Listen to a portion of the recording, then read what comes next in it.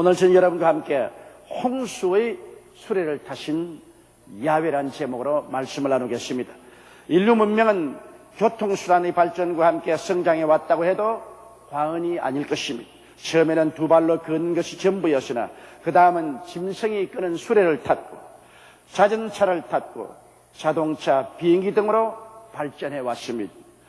그런데 오늘 읽은 성경에는 하나님께서는 이런 교통수단을 사용하지 아니하시고 홍수 때 홍수 위에 자정하셨다고 기록하고 있습니다.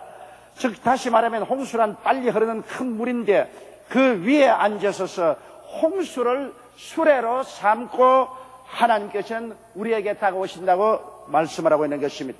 영어 번역은 한국어보다 더욱 뚜렷이 이렇게 기록하고 있습니다. The Lord sit enthroned over the flood.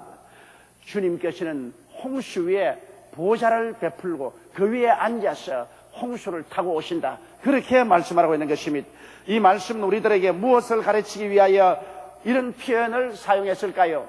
이 말씀이 우리에게 가르치는 깊은 의미가 있습니다. 첫째로 하나님께서는 홍수 때 홍수 위에 보좌를 배설하시고 그 위에 앉아서 타고 온다고 말씀하고 있는 것입니다. 홍수란 무슨 의미일까요? 홍수란 정상적인 평안하게 흐르는 강의 흐름이 아닙니다. 홍수란 급격한 폭우로 많은 물이 무섭게 넘쳐흐르는 것을 말합니다. 우리는 한강물이 평소에는 고요하고 잠잠하게 흐르는 것 보았지만 홍수 때는 요란한 소리를 내고 무섭게 지동치듯 흘러오는 것을 보는 것입니다. 여러분, 이것은 홍수의 경험이란 삶의 평안하고 정상적인 흐름이 아닙니다. 큰 시련과 환란이 우리의 삶에 덮쳐오는 것을 말하는 것입니다. 우리들은 일생을 살면서 크고 작은 홍수의 경험을 할 때가 많습니다. 기대하지 않게 큰 시험과 환란이 홍수처럼 우리에게 휘몰아쳐 와서 우리의 가진 것을 다 휩쓸어가는 그런 경험을 한 적이 한두 번이 아닌 것입니다. 이와 같은 홍수가 우리에게 휘몰아쳐 오면은 보통 사람들은 이 홍수를 바라보고 혼비백산합니다. 겁을 집어먹고 안절부절하고 어찌할 바를 모르는 것입니다. 평상심을 잃어버리고 당황하게 되고 좌절하고 홍수로 말미암아 모든 것이 파멸에 이르게 되는 사람들이 많이 있습니다. 그러나 예수를 믿는 사람들은 홍수를 바라볼 때 오늘 이 성경이 우리에게 계시해 주신 이 말씀을 쫓아서 바라봐야 되는 것입니다. 왜냐하면 홍수는 홍수 그 자체로만 오는 것이 아니라는 것입니다. 인생에 다가오는 시험과 환란의 홍수는 그 위에 하나님이 보좌를 배설하고 그 홍수를 타고 우리에게 다가오신다는 것을 알아야 되는 것입니다. 왜 하나님께서 그냥 우리에게 찾아오셔도 되는데 홍수를 타고 우리에게 오실까요? 왜 시험과 환란이란 홍수의 수레를 타고 하나님께서 우리에게 다가오실까요? 우리가 하나님을 잘 믿고 순종하며 주의 뜻대로 산다면 하나님께서 무엇 때문에 우리에게 홍수를 보내시고 그 홍수 위에 타시고 우리에게 다가오실 리가 있겠습니까? 그러나 여러분, 하나님께서 우리에게 홍수를 타고 오신 이유는 우리가 하나님을 저버리고 불순종하고 인본주의에 서서 제 마음대로 살기 때문에 인간을 깨우치고 깨뜨리고 변화시키기 위해서 하나님은 홍수를 타고 우리에게 다가오는 것입니다. 이러므로 우리들은 우리에게 시험과 환란과 고통이 다가올 때 그 시험과 환란과 고통만 바라보고 아우성을 치고 부르짖어서는 안 됩니다. 그 홍수 위에 좌정하시고 타고 오시는 하나님을 바라볼 줄 알아야 되는 것입니다. 하나님과 나의 관계가 올바르게 되면 홍수는 조용해지고 마는 것입니다. 하나님과 나의 관계가 올바르게 되지 아니하면 홍수 위에 타고 오시는 하나님과 나의 관계가 나빠진 이상 홍수는 계속 휘몰아쳐 올 것입니다. 홍수에 우리는 음몰되고 말 것입니다. 오늘 이 세상에 다가오는 홍수는 그 위에 하나님께서 타고서 다스린다는 것을 알아야 됩니다. 하나님과 우리의 관계가 정상적이고 올바르게 되면 하나님은 홍수를 다스리시는 것입니다. 홍수에서 내리시고 홍수를 그치게 하시는 것입니다. 이러므로 우리에게 홍수가 다가오는 때는 우리가 홍수 위에 앉아 계시는 우리 하나님을 바라보고 그 앞에서 회개하고 통회하고 자복해야 되는 것입니다. 오늘날도 그러므로 하나님께서는 홍수를 타고 우리에게 오셔서 우리에게 회개시키고 자복시키고 우리를 깨우쳐서 변화시키고 하나님의 참된 백성으로 만들어주신다는 것을 알아야 될 것입니다. 시편 30편 4절로 6절에 보면 주의 성도들아 야훼를 찬송하며 그 거룩한 이름에 감사할지어다. 그 노염은 잠깐이요 그 은총은 평생이로다. 저녁에는 울음이 기속할지라도 아침에는 기쁨이 오리로다. 내가 형통할 때 말하기를 영영이 요동치 아니라 하였도다. 그러므로 홍수를 타고 오시는 이 하나님을 우리는 항상 바라보고 홍수 자체를 보고 두려워하지 말고 그 위에 계신 하나님 앞에 엎드려서 깨어지는 우리들이 되어야 될 것입니다. 둘째로 성경은 말씀하기를 야훼는 영영토록 왕으로 좌정하신다고 말씀을 하고 있는 것입니다. 오늘날 사람들은 하나님을 왕으로 인정하지 않습니다. 하나님을 한 자기 삶의 조그마한 부분으로 밀어제낀 사람도 있고 하나님을 전혀 인정하지 아니하고 자기가 자기 인생의 왕이 되어서 사는 사람이 대다수인 것입니다. 그러나 홍수를 타고 오시는 하나님은 바로 왕으로 좌정하신 것입니다. 하나님은 왕으로서 이 우주를 다스리는 것입니다. 왜냐하면 하나님은 우주를 창조하시고 우주를 존재케 하셨으니 우주는 하나님의 것입니다. 하나님께서 우주를 지배하고 다스리는 왕이신 것은 당연한 이신 것입니다. 하나님께서는 친히 그 말씀으로 하늘과 하늘들의 하늘을 지으셨고 땅과 바다와 그 가운데 모든 것을 지으셨습니다. 지은 자가 지은 것을 소유하시고 지은 자가 지은 것을 다스리는 것은 당연한 이치인 것입니다. 그러므로 우주의 대왕은 하나님이라는 것을 우리가 알아야 되는 것입니다. 그뿐 아니라 주님은 인간의 역사를 다스리시는 왕이신 것입니다. 사람들은 자기 스스로가 인간의 역사를 다스린다고 생각하지만 인간의 역사의 알파와 오메가는 하나님인 것입니다.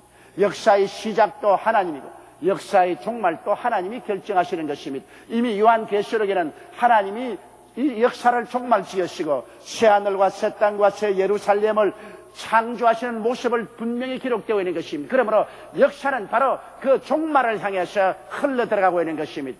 오늘날 사람들은 생각하기를 역사를 자기 손아귀에 넣고 움직인 자고 생각합니다. 성경에 보면 느부갓네살 왕이 한 번은 자기가 자기의 도성 위에 서서 도성을 바라보고 자랑스럽게 생각하는 것입니다. 그는 말했었습니다. 나의 왕이 이 바벨론을 내 능력과 권세로 건설하여 나의 도성을 삼고 이것으로 내 위엄의 영광을 나타낸 것이 아니냐. 그럴 때 갑자기 하늘에서 음성이 들려왔습니다. 이 말이 오히려 나 왕의 입에 있을 때 하늘에서 소리가 내려가로되 느부갓네살 왕아 내게 말하노니 나라의 위가 내게서 떠났느니라. 내가 사람에게서 쫓겨나서 들짐승과 함께 거하며 소처럼 풀을 먹을 것이요 이와 같이 7대를 지내서 지극히 높으신 자가 인간 나라를 다스리며 자기의 뜻대로 그것을 누구에게 주든지 주시는 줄을 알기까지 이르리라. 그렇게 하나님 음성이 들려왔습니다. 느부갓네살 왕이 그 당시에 천하를 호령하면서 그 영화가 극치에 이르렀으나 교만하고 자만해서 자기의 힘으로 자기의 위엄과 권세로 나라를 세웠다고 할 때 하나님께서 그를 정신병자가 되게 해서 7년 동안 들에서 짐승들과 함께 풀을 먹고 이슬을 맞고 살다가 회개하고 자복하자 하나님께서 그 위를 다시 북부시켜 주었습니다. 그때 성경에 밝히 말하기를 하나님께서는 인간 나라를 다스리시며 하나님께서 원하는 자에게 왕위를 주기도 하고 왕위를 피하기도 한다고 말한 것입니다. 여러분, 느부갓네살 왕은 이와 같은 체험을 하고 난 다음에야 비로소 인간의 역사는 하나님이 다스리는 것이고 사람이 다스리는 것이 아니라는 것을 깨닫게 된 것입니다. 그러므로 오늘날 우리가 사는 이 세계의 모든 역사는 야훼 하나님의 손에 있는 것입니다. 미국에 있지 않습니다. 소련에 있지 않습니다. 오만할 때는 일본에 있지 않습니다. 유럽에도 있지 않습니다. 인간의 역사를 다스리는 이는 하나님인 것입니다. 하나님은 왕으로 영영이 좌정하시는 것입니다. 그러므로 주님 그 발 앞에 엎드려서 주여 주께서는 토기장이시여 나는 토기에 불과하오니 주님께서 나를 만드신 대로 순종해서 살기를 원합니다. 하나님 중심으로 순종해 살면은 주님께서 여러분을 손잡고 이끌어 주시는 것입니다. 그러므로 우리의 한 목적은 뭐냐? 우리는 주되신 하나님을 경배하고 순종하며 섬기며 사는 것입니다. 여러분과 나는 이 땅에서 내 육신의 정욕과 안목의 정욕과 세상 자랑을 섬기고 살려고 만드는 것은 아닙니다. 우리는 하나님을 섬기기 위해서 만듦을 바라는 것입니다. 가정에서, 직장에서, 또한 공무원은 자기의 직위에서 하나님을 섬기기 위해서 우리는 시험을 바라는 것입니다. 마음을 다하고 뜻을 다하고 정성을 다하고 목숨을 다하여 하나님을 섬기면서 살면은 하나님은 우리를 받들어 주시는 것입니다. 그 나라와 그 일을 먼저 구하라. 그리하면 이 모든 것을 너에게 도와주시겠다고 말씀한 것입니다. 인생은 우연하게 돌아가는 것이 아닙니다. 사람이 노력하고 애쓴다고 해서 자기 마음대로 되지도 않습니다. 여러분, 인간은 하나님의 섭리로 운명 지어진 것입니다. 그러므로 하나님을 떠나서 인생을 살겠다고 하는 사람은 너무나 어리석은 사람이요 주먹으로 바위를 쳐다가 박살이 나는 사람인 것입니다. 이러한 사람은 전국적으로 하나님께 버림을 받아 영원히 불과 여왕으로 타는 못에 쓰레기 더미 같이 되어 던짐을 받고야 말 것인 것입니다. 자기가 자기 삶의 왕이 되어서는 절대로 안 됩니다. 그럴 때 야훼 하나님께서는 홍수의 수레를 타고 오셔서 우리가 왕이 아니라는 것을 보여주기 위해서 우리를 박살내실 것입니다. 하나님만이 홍수를 다스리시는 진정한 왕이시므로 여러분의 인생 속에 왕으로 하나님을 좌정시키시고 여러분의 가슴 속에 왕으로 좌정하신 하나님이 여러분의 일생을 다스리게 하시기를 주님 이름으로 축원합니다. 셋째로 성경은 말하기를 왕으로 모신 자에게는 야훼께서 자기 백성에게 힘이 되시고 평강이 되신다고 말한 것입니다. 여러분, 이 땅에 살면서 우리가 무력함을 느낄 때가 얼마나 많습니까? 그러나 우리가 야훼 하나님을 우리의 마음속에 왕으로 좌정시키고 왕으로 모시면 하나님께서 우리의 삶에 힘이 되어 주시겠다고 말씀한 것입니다. 우리가 힘이 없고 능력이 없어 쓰러질 때가 많은데 우리에게 하나님이 힘이 되어 주시니 이 얼마나 놀랍고 감사합니까? 한 나라가 강하면 그 백성들이 어느 곳에 가더라도 그 나라가 힘이 되어 주기 때문에 그러므로 어느 곳에 가도 외롭지 않습니다. 오늘날 이 세상에는 힘이 없으면 그 사람은 사람들에게 짓밟히고 비극적인 대접을 당하는 것입니다. 개인이나 국가가 다 한 가지인 것입니다. 그런데 우리 주를 믿는 사람은 야훼께서 우리의 힘이 되어주시고 우리를 붙들어 주시게 되는 것입니다. 죄를 범하고 낙심할 때 하나님께서는 용서와 지혜의 힘을 주시는 것입니다. 베드로가 예수 그리스도를 세 번이나 모른다고 저주하고 그를 배반했을 때도 주님은 그를 버리지 않으시고 베드로가 회개하고 자복하며 부활하셨을 때 제일 먼저 베드로에게 부활했다고 전도하러 가시고 주님이 먼저 베드로에게 나타나신 것입니다. 낙심해서나 회개할 때 다시 이렇게 힘을 도와주신 것입니다. 여러분, 바울 선생은 수없이 사람들에게 버림을 당하고 그는 삶 거의 전체가 감옥에서 감옥으로 전진하며 살았지만은 야훼께서 감옥에서 힘이 되어 주심으로 그는 힘찬 하나님 말씀을 기록하여 오늘날 신약 성경의 거의 대부분을 감옥에서 바울 선생이 기록해서 오늘날 우리에게 생명의 양식이 되고 꿀이 되게 만들어 주신 것입니다. 이러므로 사람들에게 버림을 당하고 외로울 때 우리 야훼 하나님께서는 우리와 함께 계셔서 우리에게 힘이 되어 주시는 것입니다. 그렇기 때문에 바울은 빌립보서 4장 12절로 13절에 내가 비천에 처할 줄도 알고 풍부에 처할 줄도 알아. 모든 일에 배부르며 배고픔과 풍부와 궁핍에도 일체의 비결을 배웠노라. 내게 능력 주신 자 안에서 내가 모든 것을 할 수 있다고 말씀한 것입니다. 우리 주님께서는 우리 속에서 우리의 힘이 되셔서 어떠한 처지에도 적응할 수 있도록 우리를 도와주시는 것입니다. 우리가 생활에 실패하고 절망할 때가 얼마나 많습니까? 그래서 사랑하는 형제 친구들도 다 떠나고 나 혼자 이 세상에 버림받았다고 생각할 때도 야훼 하나님은 우리에게서 힘이 되어 주셔서 다시 재기에서 일어날 수 있게 만들어주는 것입니다. 삶의 위기에 처할 때 모든 천지가 다 나를 음습에 들어올 때 그러나 천지를 지으시고 만유보다 크신 하나님께서 나와 같이 계셔서 삶의 힘이 되어주시는 것입니다. 이러므로 야훼 하나님께서는 오늘날도 여러분과 나의 힘이 되시기 위해서 수고하고 무거운 짐진 자들은 다 내게로 오라.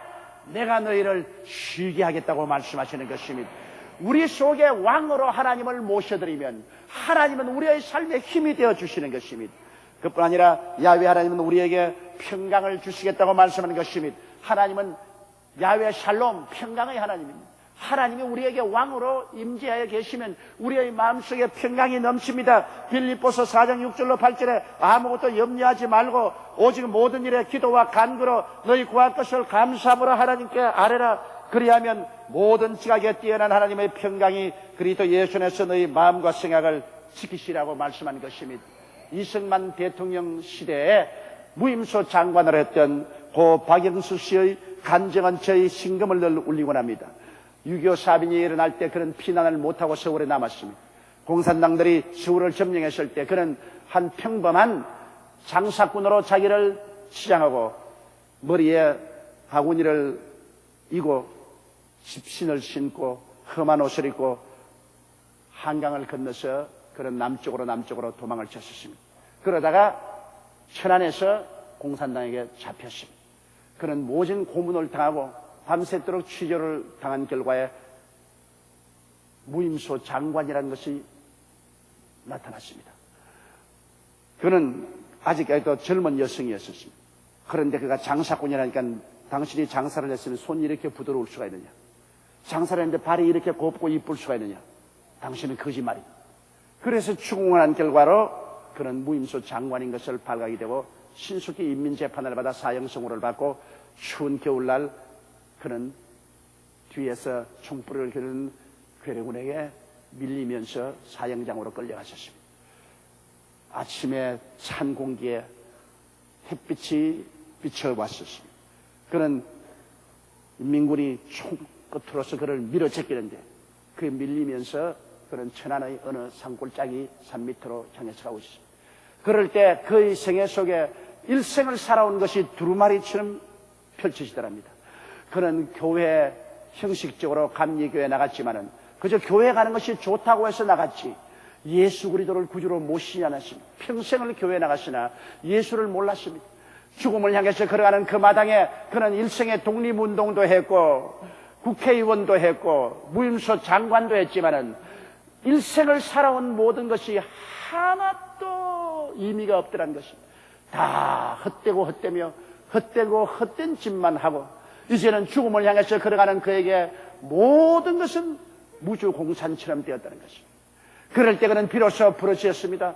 그런 사형장으로 끌려가면서 하나님 아버지여 나는 일생을 하나님 없이 살았습니다. 일생을 세상만 위해서 살았습니다.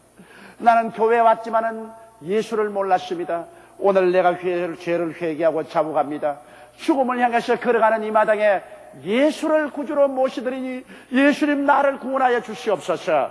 그래가면서 기도를 했는데 갑자기 그 영혼 속에 태양보다 더 밝은 빛이 비쳐 들어오면서 그 마음이 불안과 공포가 순식간에 눈 녹듯이 사라지고 평강이 그 마음을 점령하는데 뱃속 밑까지 평안한 것입니다. 죽음을 향해서 걸어가는 발길이 그렇게 평안하고 좋을 수가 없어. 그런 목청이 터지라고 내 주를 가까이 하려 하면 십자가 짐 같은 고생이나 부르니까 뒤에 있는 인민군이 총끝으로 그를 허리를 콱 찌르면서 잠잠해라. 그러기에 죽으러 가는 이 마당에 내가 당신 명령에 순종하겠는가? 나는 이래도 죽고 저래도 죽을 사람이니 나는 나 사랑하는 예수님을 찬양할 수밖에 없다고 그냥 소리 높여 찬송을 불렀어. 그래서 산 밑에 가니까 벌써 구덩이를 파놓았어. 구덩이 앞에 손을 묶고서 세워놓고 인민군이 하는 말이 너 마지막 하고 싶은 말이 있으면 한마디 하라. 그래서 내 마지막 기도를 한번 하고 싶다. 그런데 어찌나 마음이 평안하고 좋던지 죽음에 대한 두려움이 하나도 없더랍니다. 이래서 일평생 돌봐주신 하나님께 감사하고 십자가에 못 박여 몸을 찢고 피를 흘려주신 예수 그리스도 구원해 주시고 이제 곧 천당에 영접해 주실 예수님께 감사하고 난 다음에 그 다음 자기의 뒤에서 총불을 겨누고 있는 인민군을 위해서 기도를 했어요. 하나님 저 청년도 나를 자기가 원해서 죽일 리가 있겠습니까? 그는 군대에 끌려와서 조직사회에서 어찌할 수 없이 명령을 받아서 나를 죽이게 되는 것이니 살인죄를 용서해 주고 저 영혼을 구원하사 예수를 믿고 함께 천당에 가게 하여 달라고 간절히 기도하고 난 다음 그 다음에 청년 이제 쏘시오. 그러니까 총을 안 쏘더랍니다. 빨리 쏘시오. 그러니까 훌쩍 울면서 당신이 날 울렸잖아 그러더랍니다. 그 울지 말고 빨리 총을 쏘시오 하니까 나는 인민군으로 부름을 받기 전에 우리 집안이 다 예수 믿는 집안입니다. 우리 어머니가 교회 권사요. 우리 어머니가 밤낮으로 기도하는 것이 오늘 꼭 당신이 기도하는 것처럼 그렇게 기도를 했어. 우리 어머니 생각이 나서 나 당신을 총으로 쏠 수가 없어. 안대를 끌어더니만 묶은 줄을 풀더랍니다. 내가 지금 하늘을 향해서 총을 후리 갈길 테니까 당신 빨리 달아나시오. 난 당신을 쏠 수가 없어. 그래서 그는 집신짝을 손에 들고 죽으라고 달려 도망을 치는데 이 청년은 하늘을 향하여 따발총을 내리 후에 갈기고 그리고 그 빈 무덤을 흙으로 채우고서 돌아가셨습니다. 그 박연숙 씨는 그 이후로 다시 수복이 되어서 국회의원으로 국회에 들어오고 난 다음 처음으로 국회 조찬기도회를 설립하고 대통령 조찬기도회를 그분이 만들었었습니다. 그간 나를 자기 집으로 초청해서 그 이야기를 했었습니다.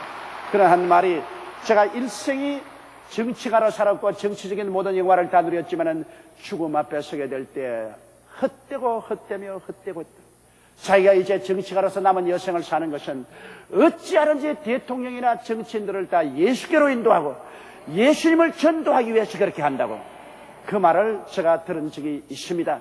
그때 그가 하는 말이 예수께서 가슴 속에 들어왔을 때 죽음을 향해 가는 그 발걸음이 그렇게도 평안하고 좋을 수가 없더라. 그렇게도 평안하더라. 야훼 하나님이 우리에게 평강을 주지 아니하시면 그런 평강은 우리가 얻을 수가 없는 것입니다. 다 같이 고개숙여 기도드리겠습니다. 전능하시고 거룩하신 하나님 우리 아버지, 우리 하나님께서 왕으로 섬김을 받지 못하고 왕으로 경배를 받지 못하고 계심을 너무나 안타깝게 생각합니다. 많은 성도들이 하나님을 주여 주여 하지만은 하나님을 왕으로 섬기지 않고 왕으로 대접하지 않고 있사옵니다. 야훼 하나님이여, 그러기 때문에 하나님께서 홍수에 자정하셔서 우리에게 다가오시지 않습니까? 홍수를 만나 고난과 환난 속에 깨어지고 흐트러지고 그때야 비로소 하나님을 왕으로 모시게 된 사람이 얼마나 많습니까?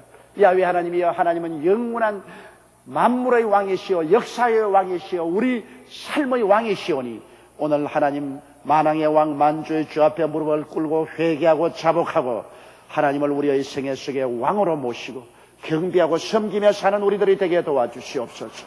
하나님의 아들 예수 그리스도를 구주로 모시고 우리가 하나님을 왕으로 모시고 살게 될 때 하나님께서 우리 삶의 힘이 되어 주시옵소서.